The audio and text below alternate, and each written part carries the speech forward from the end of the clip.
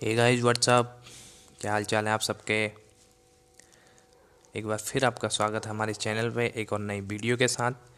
आज मैं आपके सामने लेके आया हूँ वीडियो एक सिनॉप्सिस पे, जो कि मोस्ट इम्पोर्टेंट टॉपिक है। और आजकल जो कि रिसर्च की पीएचडी के यहाँ पे एडमिशन्स चल रहे हैं, इंटरव्यूज़ चल रहे हैं, तो उसके लिए हमारी सिनॉप्सिस बहुत ज़्यादा इम्पोर्टेंट टॉपिक हो जाता है। तो बहुत सारे मेरे जो सब्सक्राइबर हैं उन्होंने भी बोला था कि यहाँ पे कुमाऊं यूनिवर्सिटी नैनीताल की जो इंटरव्यू की डेट है वो आ चुकी है, तो किस तरह से हमको अपना सिनॉप्सिस बनाना है ना, इसमें क्या क्या कंटेंट हमारे होते हैं और किस तरह से हम अपने सिनॉप्सिस को बेटर यहाँ पे तैयार कर सकते हैं, तो उसके बारे में हम आज डिस्कस करने वाले हैं। तो बने रहिए हमारे वीडियो के साथ, हम वन बाय वन हर चीज़ को यहाँ पे डिस्कस करेंगे। तो सबसे पहले बात करते हैं हमारे जो सिनॉप्सिस का फ्रंट पेज होता है उसकी बात करते हैं। सिनॉप्सिस के फ्रंट पेज में यहाँ पे आपको दिखेगा कि मैंने एक कुमाऊं यूनिवर्सिटी नैनीताल का यहाँ पे सिनॉप्सिस का जो एक फॉर्मेट है उसको तैयार किया हुआ है। आप अदर यूनिवर्सिटी का है तो उसकी अलग से आप उस तरह से आप उसको तैयार कर सकते हैं। और इसमें ऊपर से मैंने जैसे लोगो लगाया हुआ है कुमाऊं यूनिवर्सिटी नैनीताल का, ये लोगो ऑफिशियल उनकी वेबसाइट से लिया गया है। और आप चाहें तो according to university it can varies, okay, ये अलग अलग हो सकता है। तो आपको सबसे पहले जो फ्रंट पेज है उस पर इस तरह का लिखना है, a synopsis on the topic. ठीक है, a synopsis on the topic. और यहाँ पर आपको अपना जो आपका सिनॉप्सिस है, सिनॉप्सिस इन द सेंस हम कह सकते हैं कि रिसर्च का एक जो प्रपोजल होता है उसी को हम सिनॉप्सिस कहते हैं। कि किस तरह के, जब आप पीएचडी के एडमिशन्स के लिए जाते हैं तो आपको एक तरह का आपसे ओवरव्यू लिया जाता है कि आपके रिसर्च के फील्ड में आपकी कितनी ओरिएंटेशन है, आपका कितना ध्यान या आपकी कितनी डेडिकेशन आपको रिसर्च करने में है। तो उस लिए आपको सिनॉप्सिस तैयार करने को कहा जाता है। तो सिनॉप्सिस कुछ भी नहीं है बल्कि एक जो आप रिसर्च करोगे उसका एक आउटलेट होता है। यानी कि आप कह सकते हैं कि एक शॉर्ट में ब्रीफ हिस्ट्री, ब्रीफ में आपको लिखना होता है कि आप किस फील्ड में रिसर्च करना चाहते हैं अकॉर्डिंग टू योर चॉइस, है ना। आपका किस फील्ड में इंटरेस्ट है, कौन सा टॉपिक आप चूज़ कर सकते हो, या आप एक स्पेसिफिक टॉपिक आप ले जा सकते हो सकता है कि वो बाद में चेंज हो जाए। लेकिन मकसद यहाँ पे एग्जामिनर का ये होता है कि आपकी जो फील्ड रिसर्च के फील्ड में है, आपकी डेडिकेशन कितनी है, आप किस तरह से चीज़ों को देखते हैं, नज़रिया आपका क्या है चीज़ों को देखने का, या रिसर्च का आपको प्रोसेस पता है या नहीं, आपने पीजी में पढ़ा या नहीं पढ़ा, ये सब चीज़ें देखा जाता है रिसर्च प्रपोजल में।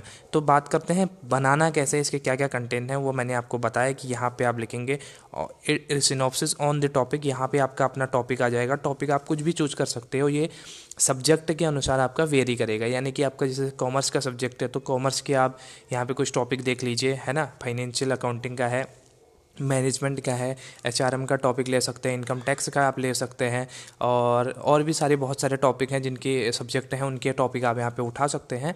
और उसके बाद आपको ये ध्यान देना कि टॉपिक आप लेते समय ज़रूर आपको ये ध्यान देना पड़ेगा कि उस टॉपिक पे पहले से कुछ रिसर्च हुई हो, और उस टॉपिक पे आपको पूरा पूरा मतलब आपको जो डेटा है वो अवेलेबल हो जाए, है ना।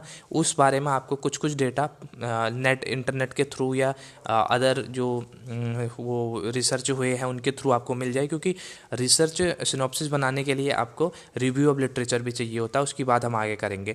तो उस बारे में अगर रिसर्च नहीं हुई होगी तो आप उसमें एकदम से नई रिसर्च आप नहीं कर सकते हो, है ना। हमें मेनली रिसर्च में करना क्या होता है, जो रिसर्च हो चुकी है उसके गैपेज को ढूंढना होता है। यानी कि उस टॉपिक पे कितनी रिसर्च हो चुकी है, या उस टॉपिक पे क्या ऐसी रिसर्च है जो होनी चाहिए थी और नहीं हो पाई है, तो उसको आगे बढ़ाना हमें होता है स्पेशली। तो मैं आपको सजेस्ट करूंगा कि आप ऐसा टॉपिक चूज करें जिसमें आपकी कमांड हो, जिसमें आपके इंटरेस्ट हो, और जो आपको जिसका डेटा आपको इजीली अवेलेबल हो जाए। तो ऐसा टॉपिक आप चूज कर सकते हो, वो आपके इंटरेस्ट के अकॉर्डिंग अलग अलग हो सकता है।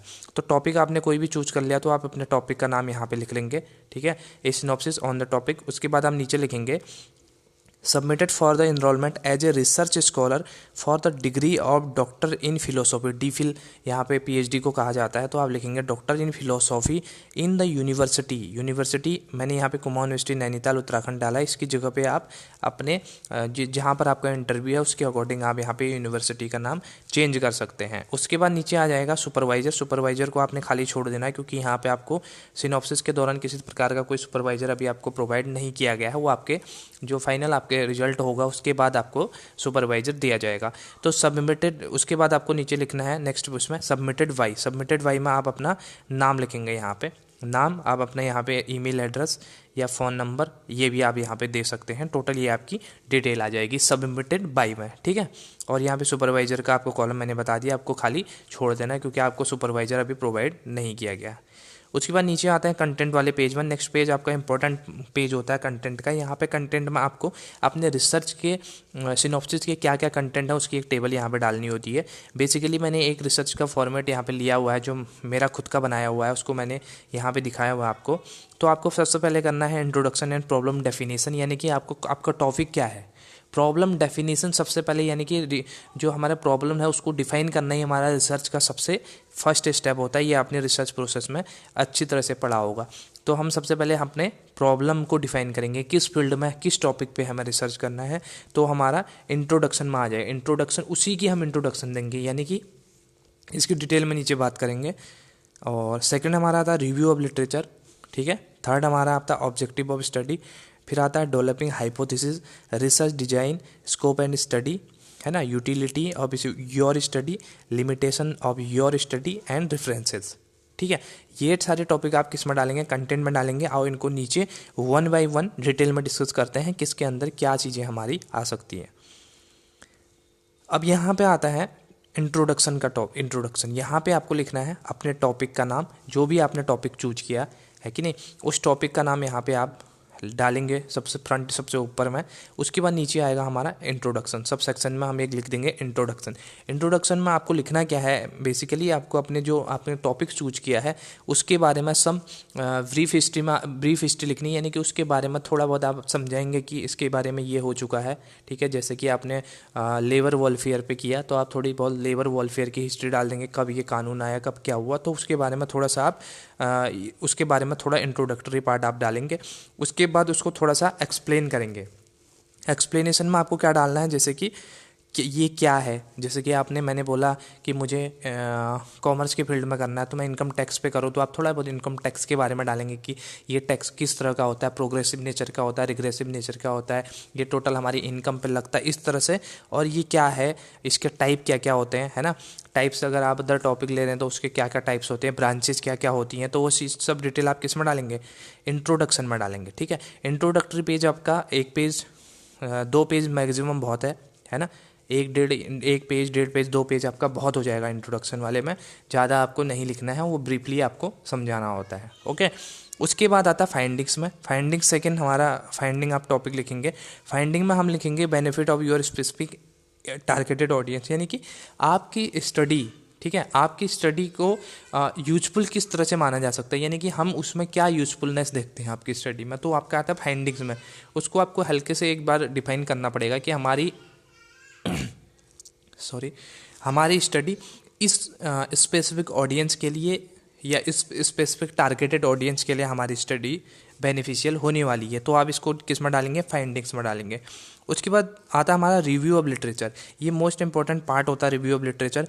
रिव्यू ऑफ लिटरेचर का ये मतलब है कि आपको देखना है कि इस पर कितनी स्टडी हो चुकी है। ये आपको बहुत सारी शोध गंगा है, शोध गंगोत्री है, ठीक है, ये 2 वेबसाइट है। यहाँ पे आपको बहुत सारी रिसर्च प्रपोजल, बहुत सारे रिसर्च पेपर, है ना, थेसिस पीएचडी की, वो सारी चीज़ें आपको यहाँ पे अवेलेबल हो जाएंगे। शोध गंगा और शोध गंगोत्री में स्पेशली आपके सिनॉप्सिस होते हैं, जबकि शोध गंगा में आपके ये पीएचडी की जो हमारी वो बनती है ना, वो आपको वहाँ पे मिल जाएगी, ठीक है। जैसे कि रेफरेंसेस कैसे, रिव्यू ऑफ लिटरेचर आपको लिखना कैसे है उसका मैं एग्जांपल दिया है। मैंने किसी टॉपिक पे बनाया हुआ, ई बैंकिंग या ऐसे बैंकिंग सेक्टर पे मैंने बनाया हुआ था, तो उसके बारे में मैंने कुछ डाला हुआ है। यहाँ पे आपको जहाँ से भी आपने मैटर पढ़ा, ठीक है, जिसका भी आपने मैटर पढ़ा उसका नाम यहाँ पे लिखना है, ठीक है। यहाँ पे नाम और उसका ईयर। आप रेफरेंस के जो टाइप से आपने पढ़े होंगे तो अलग अलग रेफरेंस के टाइप होते हैं, ठीक है, उसके अकॉर्डिंग आप यहाँ पे लिखेंगे और यहाँ पे उसका टॉपिक है उसका आ जाएगा, ठीक है। जो भी आपने रिसर्च पेपर या सिनॉप्सिस या आपने थीसिस पढ़ी या कुछ भी पढ़ा उसके बारे में आप यहाँ पे लिखेंगे और नीचे उसको डिस्क्राइब करेंगे हल्का सा कि उन्होंने किस बारे में, उसके कीवर्ड्स मतलब उनके किस बारे में बात करी है। फॉर एग्जाम्पल मैं बात करूँ किसी ने हमारे जो रूरल डेवलपमेंट के बारे में टॉपिक बनाया है, तो अगर कोई हमारे जो राइटर हैं उन्होंने उस बारे में बात की है तो हम ऊपर उसका टॉपिक लिखेंगे और उसका जो नाम है उसको लिख देंगे। नीचे डिफाइन करेंगे कि उन्होंने स्पेसिफिक इन चीज़ों को स्पेसिफाइड किया है, ठीक है, इस फील्ड में उन्होंने इन चीज़ों को स्पेसिफाइड किया है। कहने का मतलब जैसे उन्होंने बेसिक नीड्स पे बात करी है, जैसे रोड, ठीक है, और रोटी कपड़ा मकान जो भी हम बोलते हैं, उसके अलावा रोड्स हो गई, लाइट्स हो गई, ठीक है, नेटवर्क हो गए, इस बारे में अगर बात करिए तो हम कहेंगे कि उन्होंने हमारी बेसिक जो नीड्स ह्यूमन की होती है उसके बारे में यहाँ पे बात की हुई है। तो उस तरह से हम उसको हल्का सा डिफाइन करेंगे। ओके, पूरा नहीं लिखना है, मतलब कुल मिला के उसका कंक्लूजन लिखना है कि उन्होंने इस बारे में बात करी है, ताकि उससे आगे हम कर सकें उस चीज़ को। तो ये होता है हमारा रिव्यू ऑफ लिटरेचर। वही मैंने यहाँ पे 6-7 रिव्यू ऑफ लिटरेचर लिखी हैं, ठीक है। ये अलग रिव्यू ऑफ लिटरेचर एक है, ये दूसरा है, ये तीसरा है, ये चौथा है, ये पांचवा, ये छठा है। आप जितने भी आपने रिव्यू किए हैं उस टॉपिक से रिलेटेड, ठीक है, उस टॉपिक से रिलेटेड जो भी आपके थीसिस हैं या रिसर्च पेपर हैं उसको आपको यहाँ पे लिखना होता है, ठीक है, ताकि उस स्टडी के गैपेज को, जो उसमें गैप रह गया है जिसके बारे में स्टडी नहीं हो पाई है, या उस स्टडी को ही अगर आगे बढ़ाना है तो उस पर आप काम कर सके, इसलिए रिव्यू ऑफ लिटरेचर यहाँ पे किया जाता है। रिव्यू ऑफ लिटरेचर हो गया, उसके बाद बात करते हैं ऑब्जेक्टिव। ऑब्जेक्टिव में आपको बेसिकली लिखना होता है कि आपका ऑब्जेक्ट क्या है, क्या आपके ऑब्जेक्ट हैं, क्या इसका कंक्लूजन निकलेगा, ये रिसर्च करने के क्या ऑब्जेक्टिव हैं, ठीक है, उद्देश्य क्या है आपके। तो ये आता है हमारा ऑब्जेक्टिव ऑफ स्टडी। आपके टॉपिक के स्पेसिफिक क्या ऑब्जेक्ट रहेंगे, ये हमारा किस में आ जाएगा, ऑब्जेक्टिव में आएगा। आप आप ऐसे अलग अलग उसमें आप टॉपिक वाइज उसको लिख सकते हैं, नंबर वाइज करके लिखेंगे तो ज़्यादा बेटर रहेगा कि आपका फर्स्ट ऑब्जेक्टिव क्या है, सेकंड ऑब्जेक्टिव। यहाँ पे 3-4 मैक्सिमम ऑब्जेक्टिव आपके काफ़ी रहेंगे, 4 से 5 ऑब्जेक्टिव, 5 लाइन, ठीक है।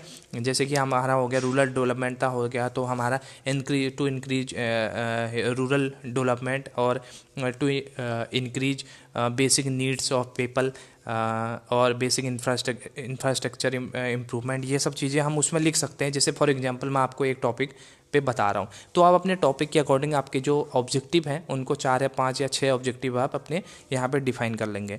उसके बाद आता है हाइपोथेसिस। हाइपोथेसिस का मतलब होता है कि हमारी अवधारणा क्या है। अवधारणा हमारी 2 तरह की होती है। एक तो हमारा होता है क्या, नल हाइपोथेसिस।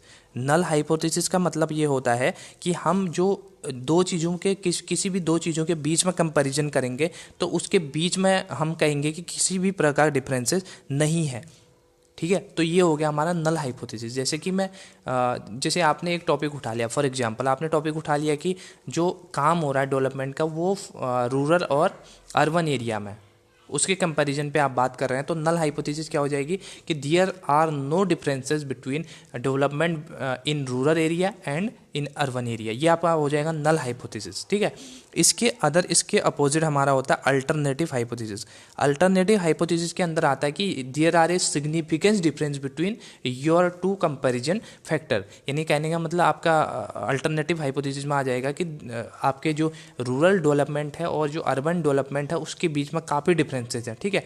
चाहे वो आपके फैक्टर ऑफ डिस्ट्रीब्यूशन पे हो, चाहे आपके जो पॉलिटिकल लीडर हों उनके आधार पे हों, तो वो किसी भी आधार पे हो सकता है, लेकिन देयर आर सम डिफरेंसेस। तो ये आपका आ जाता है अल्टरनेटिव हाइपोथेसिस में। तो आपको इसी को लास्ट में तक प्रूव करना होता है कि आपका जो नल हाइपोथेसिस है वो एक्सेप्ट हुआ या आपका अल्टरनेटिव हाइपोथेसिस एक्सेप्ट हुआ।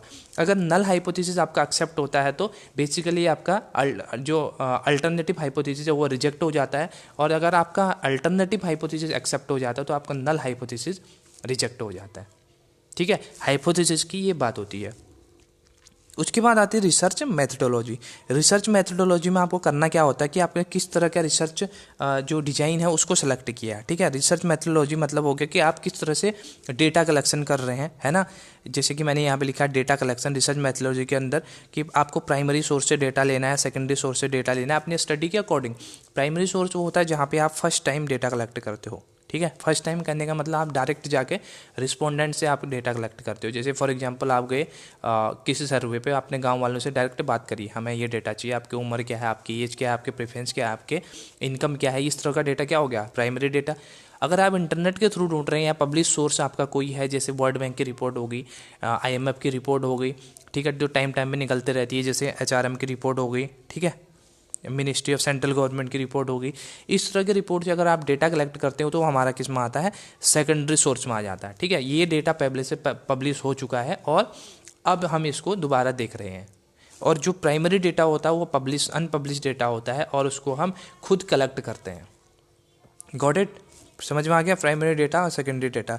तो आपको किस तरह का डेटा यहाँ पे चाहिए होता है, ये आपका किस में आ जाएगा, डेटा कलेक्शन के अंदर आ जाएगा। ठीक है, उसके बाद आता है हमारा टूल्स ऑफ डेटा कलेक्शन, यानी कि आपने किस टूल्स से, ये आपके सारे टॉपिक किस में आएंगे, आपके रिसर्च मेथडोलॉजी के अंदर आएंगे। डेटा कलेक्शन, ठीक है, टूल्स ऑफ डेटा कलेक्शन। ठीक, आपने किस तरह का टूल्स यूज किया आपके डेटा को कलेक्ट करने के लिए। There are many tools to collect data, for collecting such data, like questionnaire, interview, survey और भी होते हैं। ठीक है, ऑब्जर्व करते हैं वो होता है, और बहुत सारी चीज़ें होती हैं। हम किसके थ्रू आपने डेटा कलेक्शन किया। क्वेश्चनर का थोड़ा थोड़ा मैं बता देता हूँ। क्वेश्चनर मतलब होता है जैसे आपने क्वेश्चन बना के दिए। ठीक है, क्वेश्चन फॉर एग्जांपल टिक करने वाले चार ऑप्शन है, आप कह दोगे आपकी इनकम किसके बीच में लाई करती है। एक क्वेश्चन फॉर एग्जांपल आपने दिया, less than 2 lakh, less than 4 lakh, less than 6 lakh, less than 8 lakh, तो आपको रिस्पोंडेंट को टिक करना होता है। तो इस तरह के जो क्वेश्चन है, कोई एक आपको पेपर देना होता है, उसको कहते हैं हम क्वेश्चनर, जो आपको डायरेक्ट रिस्पोंडेंट से भरवाते हो। दूसरा हमारा आता है इंटरव्यू। इंटरव्यू में आप डायरेक्ट जाकर लोगों से पूछते हो और अपना खुद उसमें क्वेश्चनर को भरते हो। ठीक है, जैसे आपने लोगों को बैठा लिया, उनसे पूछ लिया कि हाँ भाई आपका क्या है, आपकी इनकम कितनी है, आपकी इनकम कितनी है, तो आप खुद से उसको क्वेश्चनर को भरते हो। तीसरा हमारा था सर्वे मेथड। सर्वे मेथड में भी आप लोगों के घर पे जाके उनसे पूछते हो और खुद ही आपका क्वेश्चनर भरते हो। या क्वेश्चनर के अलावा आपके पास जो फॉर्म होता है, डिस्क्रिप्टिव पार्ट में भी हो सकता है, वो ऑब्जेक्टिव फॉर्म में भी हो सकता है, तो आप उसको खुद जाके भरते हो। तो ये हमारे कुछ डेटा कलेक्शन के टूल्स थे। उसके बाद हम बात करेंगे, जब हमने डेटा कलेक्शन कर लिया है तो आप सैम्पलिंग की बात करते हैं। सैम्पल क्या होता है, जैसे कि आपको पता है sample is a part of universe, यानी कि यूनिवर्स का पार्ट होता है who represent the whole universe. यानी कि कहने का मतलब ये है कि आपके पास जैसे फॉर एग्जांपल ये आपका यूनिवर्स का मतलब जो आपका total part of the study है। जैसे आपने बात करी रूरल की, तो रूरल में जितना भी एरिया आप कवर कर रहे हो वो आपका हो जाएगा। जैसे मैं बात करूँ स्पेसिफिक अल्मोड़ा की बात करो, तो अल्मोड़ा का जब आप अल्मोड़े की बात करें तो अल्मोड़े का जितना भी रूरल एरिया है वो आपका किसमें, वो आपका यूनिवर्स हो जाता है। ठीक, लेकिन हम उतने बड़े पार्ट की स्टडी नहीं कर सकते, इसीलिए हम क्या करते हैं, डेटा कलेक्शन करते हैं, सैम्पलिंग करते हैं। ठीक है, सैम्पलिंग क्या होता है, इसमें से हम कुछ पार्ट हमने यहाँ से ले लिया, कुछ पार्ट यहाँ से ले लिया, कुछ पार्ट यहाँ से ले लिया, कुछ पार्ट यहाँ से ले लिया, कुछ पार्ट यहाँ से ले लिया। तो इस तरह का जो डेटा कलेक्शन हमारा होता है उसको क्या कहते हैं, सैम्पलिंग बोला जाता है। ठीक है, सैम्पल में हमारे हमेशा कैरेक्टरिस्टिक्स जो होनी चाहिए वो पॉपुलेशन के होने चाहिए। ओके, तो इस तरह के सैम्पलिंग के लिए हम यहाँ पे क्या करते हैं, सैम्पलिंग करते हैं। अब सैम्पलिंग में बहुत सारी प्रकार की हो सकती है, आपकी किस तरह का सैम्पलिंग आपने यूज़ किया। बहुत सारी टेक्निक होती हैं, जैसे आपने रैंडम सैम्पलिंग किया, ठीक है, आपने कोटा सैम्पलिंग किया, आपने स्ट्रेटिफाइड सैम्पलिंग किया, स्नोबॉल सैम्पलिंग किया। ओके, स्नोबॉल के अलावा आपका होता है बहुत सारी चीज़ें होती हैं, बहुत सारे सैम्पलिंग के टेक्निक होते हैं। आपने किस तरह का सैम्पलिंग टेक्निक यूज किया और आपका सैंपल लार्ज है या स्मॉल है, किस तरह का सैंपल आप ले रहे हो। ठीक है, अगर आपका ग्रेटर देन 30 है तो that is called large sample, and if your sample is less than 30 and that will be your small sample. ठीक है, तो आप उसको डिफाइन करेंगे कि आपकी स्टडी में आपने किस तरह का सैंपल लिया, लार्ज सैंपल लिया या स्मॉल सैंपल लिया है। ओके, और किस टेक्निक का आपने यूज किया है सैंपल कलेक्ट करने में। ओके, उसके बाद हम बात करते हैं रिसर्च डिजाइन की। रिसर्च डिजाइन में आपका क्या क्या आता है, रिसर्च डिजाइन में आप डिफाइन करेंगे कि आपने कौन सा आपका मेजरमेंट आप यूज कर रहे हो डेटा कलेक्शन के बाद। ठीक है, और डेटा को एनालिसिस करने के लिए आपने क्या किया, आपने क्वेश्चनर बनवाई, उसके बाद आपने डेटा कलेक्शन किया। डेटा कलेक्शन के बाद आप उस डेटा को एनालिसिस करेंगे। एनालिसिस इन द सेंस कि आप देखेंगे कि किस तरह का रिजल्ट हमारे पास आता है, तो उस रिजल्ट को एनालिसिस करने के लिए हम रिसर्च डिजाइन करते हैं। रिसर्च डिजाइन मतलब आप देखेंगे कि आप कौन से टूल उसमें यूज करेंगे। ठीक है, बेसिकली उसके अंदर हमारा आता है data analysis technique, research design के अंदर ही। तो डेटा एनालिसिस टेक्निक के अंदर आप यही देखेंगे कि आप किस तरह के टूल्स को यूज करते हैं। उसमें मैथमेटिकल टूल हो सकता है, स्टैटिस्टिकल टूल हो सकता है, ठीक है, ग्राफ हो सकते हैं। तो आप किस तरह का टूल यूज करते हैं, जैसे कि हमारे कुछ टेस्ट होते हैं, जैसे टी टेस्ट आपने पढ़ा होगा, है ना, टी टेस्ट हो गया, जेड टेस्ट हो गया, और अनोवा हो गया, या हमारा काई स्क्वायर टेस्ट हो गया, या हमारा जो वेरिएंस होता है, वेरिएंस हमारा हो जाता है, ठीक है। Karl Pearson coefficient of correlation अगर हम दो ग्रुप के बीच में या दो इंडिविजुअल के बीच में या किसी तरह का हम कोरिलेशन निकालें तो Karl Pearson coefficient of correlation निकलता है, ठीक है। स्पीयरमैन कोरिलेशन ऑफ कोफिशिएंट निकलता है। तो किस तरह का आपका मैथमेटिकल टूल आप यूज करेंगे आपके कंपैरिजन में, आपके डेटा एनालिसिस में, ये आप पे डिपेंड करता है कि आप अगर हाइपोथेसिस टेस्टिंग करें तो हाइपोथेसिस टेस्ट करने के लिए आप कौन से उसका यूज करते हो। जेड टेस्ट का करते हो, जो आपका टी टेस्ट होता है उसका यूज करते हो, अनोवा का करते हो, ठीक है। और उसके अलावा अगर आप कंपैरिजन कर रहे हैं दो ग्रुपों के बीच में तो आप किस में कोरिलेशन आप ढूंढ रहे हैं, तो आप कौन सा कोरिलेशन यूज कर रहे हैं, कार्ल पियर्सन का कर रहे हैं या स्पीयरमैन का कर रहे हैं, है ना, उसका आपको यहाँ पे डिटेल देना है, ठीक। उसके लिए आपको खुद ही अपने टॉपिक के अकॉर्डिंग उसको चूज करना पड़ेगा, या आप कोई ग्राफिकल प्रेजेंटेशन कर रहे हैं, है ना, वो भी आप यहाँ पे देंगे। तो वो हमारा किस में आ जाएगा, डेटा एनालिसिस टेक्निक में। टेक्निक में बेसिकली वही चीज़ें आती हैं, मैथमेटिकल है या आपका ग्राफिकल है ना, उस तरह की टेक्निक को हम किस में डालते हैं, डेटा एनालिसिस टेक्निक में, जो हमारा किसके अंदर आता है, रिसर्च डिजाइन में हमारा इंक्लूड होता है, ठीक है। यहाँ तक समझ में आ चुका है। उसके बाद हम बात करते हैं नेक्स्ट की, scope of the study. Scope मतलब होता है कि आपके फ्यूचर में क्या बेनिफिट होने वाले हैं आपके स्टडी से, या फर्दर स्टडी स्कोप, यानी कि आपके स्टडी को आगे बढ़ाकर हम कोई व्यक्ति आपके स्टडी को कैसे यूजफुल बना सकता है, यानी कि उससे आगे क्या रिसर्च कर सकता है, ठीक है। तो आपका आता है स्कोप में, आपके इस रिसर्च का यूजफुल होने के क्या स्कोप हैं, ठीक है, वो हमारा आता है स्कोप में। उसमें कुछ पॉइंट आपको डालने पड़ेंगे कि हमने ये चीज़ें करी, हमने इसका कंपैरिजन किया, हमने इसका ये किया, तो इस तरह से हमारे यूज़फुल है for for women empowerment. It varies according to your topic. मैं एक एग्जांपल दे रहा हूँ, जैसे आपके सोशल डेवलपमेंट का आपने बोल दिया, ह्यूमन वेलफेयर का आपने बोल दिया, एजुकेशन के फील्ड में आपने बोल दिया कि कुछ आप बेनिफिट वहाँ पे डालेंगे कि हमारे जो स्टडी है इससे फ्यूचर में ये बेनिफिट होंगे, ठीक है। और ये स्पेसिफिक टारगेट ऑडियंस हैं जिनको बेनिफिट इससे मिलने वाला है, तो इसको किस में डालेंगे आप, स्कोप ऑफ द स्टडी में। उसके बाद आता है यूटिलिटी। यूटिलिटी हम बोलते हैं जब हम उस आपके स्टडी का कि जो हमारे application of your study real life situation होती है, उसमें आपके जो स्टडी है उसका कितना यूज होता है, तो उसको बोलते हैं हम यूटिलिटी। जैसे आपने फॉर एग्जांपल आपने बात करी कंज्यूमर बिहेवियर पे, कंज्यूमर बिहेवियर आपका टॉपिक था, तो उस पर आपने बात करी, तो आपके जो स्टडी था उससे क्या आउटकम निकले, उससे आपके किसको बेनिफिट होगा, जैसे आपके कंज्यूमर पे आपका एप्लीकेबल होगा, जो आपका शॉपकीपर है, जो आपका रिटेलर है, जो आपका होलसेलर है, उस पर एप्लीकेबल होगा। तो आपके जो स्टडी है उसकी यूटिलिटी क्या है, ठीक है, आप किस के लिए ये यूज़फुल होने वाला है, तो आपकी किस में आ जाएगा, यूटिलिटी ऑफ योर स्टडी में आ जाएगा। आप उसमें कुछ ऐसे पॉइंट लिखेंगे जो आपके स्पेशल उसी आपके जो टॉपिक है उसको रिप्रेजेंट करेगा, ठीक है। जैसे मैं बोलूँ कि मैंने टॉपिक ले लिया banking service in rural area, तो वहाँ पे मैं यूटिलिटी में ये डालूंगा कि from my point of view, from my with the help of my study, हम ये कह सकते हैं कि हमारे जो ये स्टडी है वो हमारे आरबीआई के काम आएगी या गवर्नमेंट के काम आएगी कि वो वॉच कर सकें कि हमारे रियल में, हमारे रूरल में जो बैंकों की सिचुएशन है वो क्या है। तो उनके डिसीजन मेकिंग में, बैंकों के डिसीजन मेकिंग में या हमारे गवर्नमेंट के डिसीजन मेकिंग में वो हेल्प करेगी। तो दिस इज कॉल्ड यूटिलिटी। आपके जो स्टडी है उसका यूटिलिटी क्या है, उसकी उपयोगिता क्या है, ये हमारा आ जाएगा किसमें, यूटिलिटी में। फिर हमारा आएगा लिमिटेशन। कोई भी चीज़ आप कर रहे हो तो ऐसा हो नहीं सकता कि उसके कुछ लिमिटेशन ना हो, यानी कि उसके कुछ जो आपने कुछ पार्ट है उसका लिमिटेशन होता है। जैसे फॉर एग्जांपल मैं बोलूँ, मैंने एक स्टडी करी तो उसमें मैंने क्या किया, मेल पर सिर्फ स्टडी करी, मैंने फीमेल को नहीं लिया, तो आप उसमें लिमिटेशन में ये डाल सकते हैं कि ओनली देयर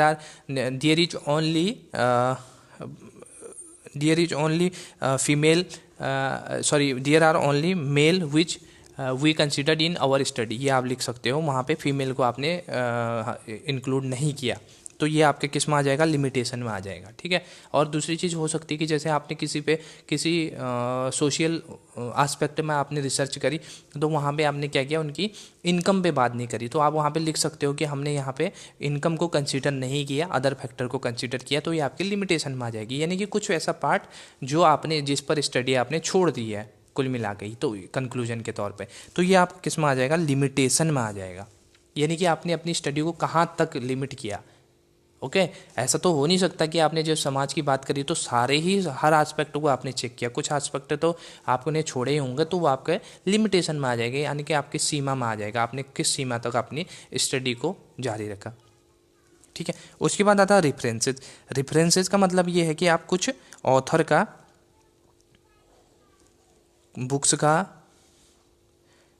या इंटरनेट के जो सोर्सेज होते हैं उसका आप यहाँ पे रेफरेंसेस देंगे। रेफरेंसेस कैसे देते हैं, रेफरेंस के भी अलग अलग यहाँ पे सोर्स होते हैं, अलग अलग यहाँ पे टेक्निक होती है, वो आप देख सकते हैं रेफरेंसेस के। और आपको 8-10 या 10-20 आपके जितने भी आपने जहाँ पे भी आपने अपने टॉपिक से रिलेटेड आपने स्टडी की है, तो आप उसको जैसे आपने इंटरनेट खोला या कोई बुक पढ़ी, वहाँ पर आपको अपना टॉपिक दिखा तो उसी में उसको नोट कर लें। ठीक है, उसको एक टॉप पेज में नोट कर लें और टोटल आपकी जो स्टडी है उसका आपका लास्ट में जो रेफरेंस बन जाएगा। आपने एक टॉपिक उठाया, ठीक है, जैसे आपने ऑब्जेक्टिव देखा, ऑब्जेक्टिव के लिए आपने कौन सी बुक देखी उसका आप नोट कर लें।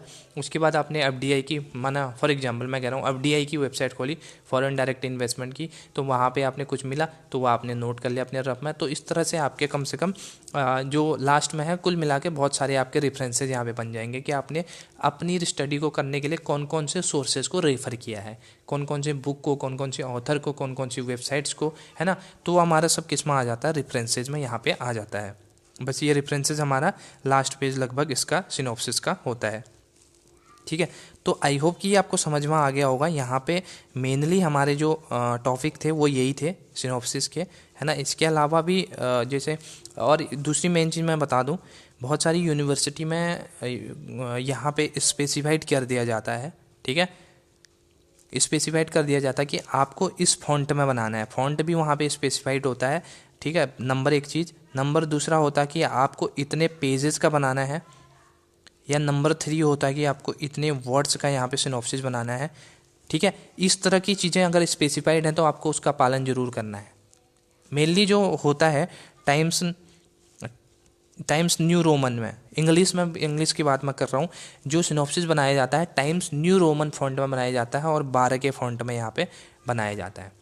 किसमें, टाइम्स न्यू रोमन में 12 के फॉन्ट में यहाँ पे टाइप किया जाता है इंग्लिश के लिए। ओके, इसको मेनली बेसिकली जो मैं जनरली जो सबकी बात कर रहा हूँ, लेकिन जहाँ पे स्पेसिफाइड है कि आपको अदर फॉन्ट में करना है तो आप उसको उसी फॉन्ट में बनाना पड़ेगा आपको।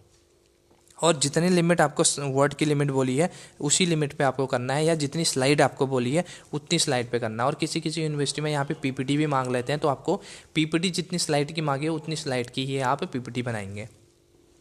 ठीक हो गया, तो मेन ये हमारे कंटेंट थे। आई होप कि ये आपको समझ में आ गए होंगे।